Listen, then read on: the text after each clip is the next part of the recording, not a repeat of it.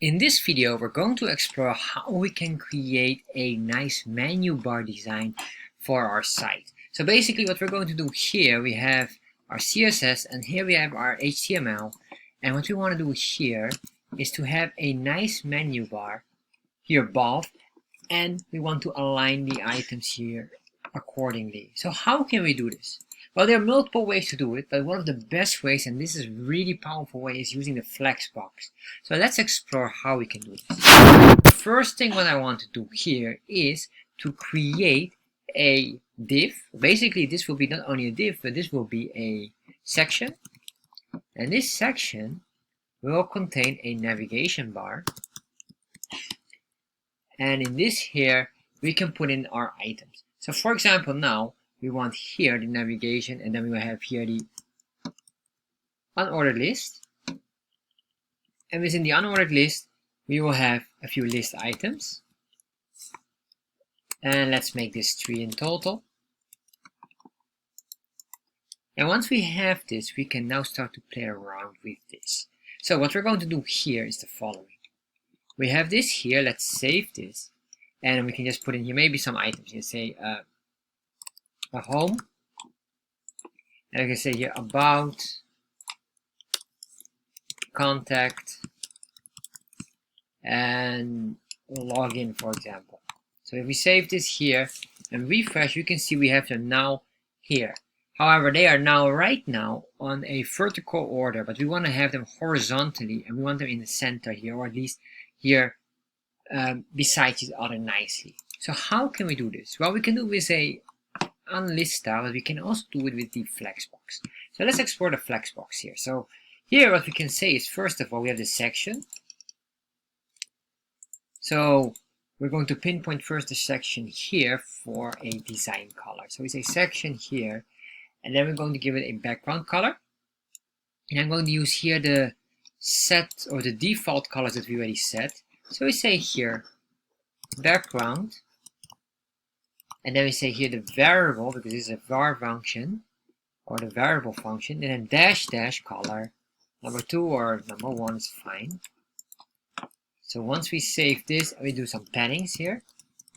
Padding of 10 pixels, that will be fine. Save that, and refresh. Now we have a color here. Alright, so this is fine. But now let's start to work on the navigation itself here. So the unordered list, we can give this a class. We say here navigation,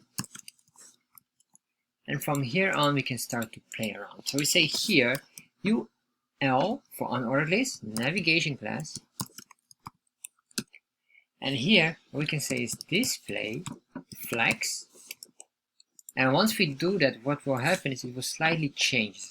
As you can see right now, it's changing, but it is stacking on each other, plus that we still have certain designs here. So we need to fine tune and fix this. So what we can do here is the following, is here justified content, or justify content.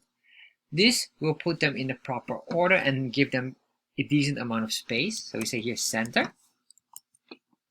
And if we refresh here, we push it now to the center, and then finally align items, and then we say also center. Once we save that and we refresh, you can see now it starts to work. Of course, what we need to do here now, right now, you can see we are still covering up a few items, or we're on top of certain items. So what we want to do here now is li dot, or we can say here ul dot navigation, and then we select the li item, so the list item. And what we're doing here basically is saying I want to search for the class UL, or unordered list, or sorry, the element UL with the class name navigation, and then below that any li we should pinpoint, and that's what we're doing here. And then we say here list style none, so we can remove the items here. Once we remove it, we have this. This is nice. We're not yet done, because what we need to do now finally is eventually put in some paddings and margins. So we can say here padding, and let's give here padding 0 for top and down, and the only thing what I want to move is left and right 5 pixels. So we save this, refresh, and now we have nice menu bar here, you can put in the center, or if you open up for larger screens, you can see here this is the way we have it. Here we have a list item here, and what we could do here, for example, if this would be a href, so we can make here a link, href, and then here as well. What we can do is I'll just copy this and paste it in here. But we could just also pinpoint them and give it a proper color as well. So if I save this here, refresh, we see here we have this. This maybe might not look that nice. What we can do here, of course, is the same story. If you want to pinpoint this exactly, I'll put in some extra enters here, and then here we can just say the following: UL navigation LI anchor tag. That's the one we want to pinpoint, and then we say here text decoration none, and here we might say color. We can give this white, and if we save this now, what happens if we refresh? There you are. What we could do here as well is to give it a hover effect. At the moment we hover over it, it should become bold, and that's what we can do here. LI, well, basically just can copy all of this, then here colon hover, and then in here we can say font weight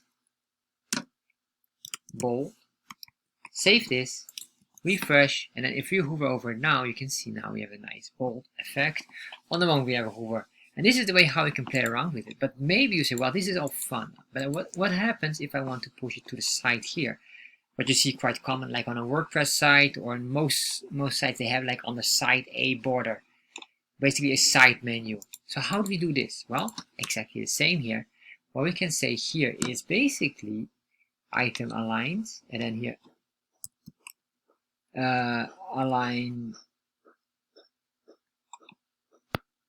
All right, so I almost lost the I had the wrong word. I was looking for it.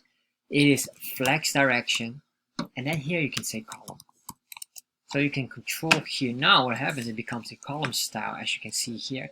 Basically, very similar to a list in line, but then, or basically a unordered list. However, we can move this as well. We can center, align these, and then we can say maybe here, justify content. We can say here this is the center, but we can also say here align items, and then we say here flex start. And then we move them to one side or the other side, and then of course we could do here is controlling the background color. Let's say here we would have a width of 100 pixels, and then we say height. This could be, we cannot say here 100%, and the reason why 100% is because we have no reference to it. So there would be the best to do here 100 VH vertical height. So once we save that, it will get the entire screen size. There you are. And with this, you can play around even more, of course, with using more paddings, creating more boxes. And you can even, if ever you don't want to have these, you can move this around, make it in specific divs. However, this is one of the ways how you can work with creating a menu like a sidebar here or a menu at the top without doing too much, and all with the power of Flexbox. The most important one in the Flexbox is basically these three here. We have this, the display flex, justified content, and of course the align items. Thank you for watching this video. If you enjoyed this video, make sure you subscribe to my channel, and if you have any questions regarding this, make sure you put them in the comment section. I'll get back to you. And if you enjoyed this video, check out the next video here. You will probably enjoy this as well.